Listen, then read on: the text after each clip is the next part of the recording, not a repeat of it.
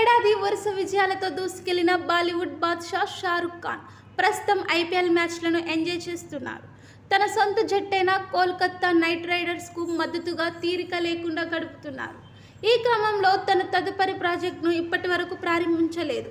మరోవైపు అభిమానులు మాత్రం షారుఖ్ తదుపరి ప్రాజెక్టుపై ఆసక్తిగా ఎదురుచూస్తున్నారు.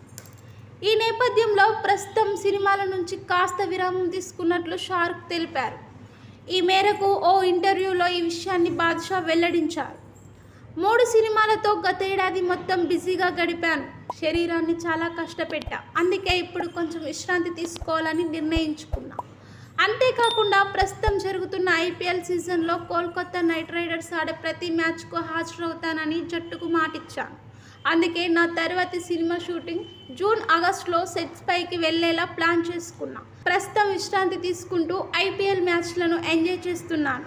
ఇప్పుడు నేను ఇక్కడ ఉండటం చాలా ముఖ్యం. షారుఖ్కు గత ఏడాది బాగా కలిసొచ్చింది. పఠాన్, జవాన్, డంకీ చిత్రాలతో హ్యాట్రిక్ హిట్ కొట్టారు. ఓ ఆగ్రా హీరో కేవలం ఏడాది వ్యవధిలో 3 భారీ విజయాలను సొంతం చేసుకోవడం అరుదైన విషయమని ట్రేడ్ వర్గాలు చెబుతున్నాయి. తదుపరి సినిమాల గురించి మాత్రం ఇప్పటి వరకు ఎలాంటి వివరాలు అందించలేదు. దాంతో అభిమానులు కాస్త అసహనంగా ఉన్నారు. ఈ వీడియోపై మీ అభిప్రాయాన్ని కామెంట్ చేయండి. వీడియో నచ్చితే లైక్ చేయండి, షేర్ చేయండి. మరెన్నో అప్డేట్ కోసం మన ఛానల్ని సబ్స్క్రైబ్ చేసుకోండి.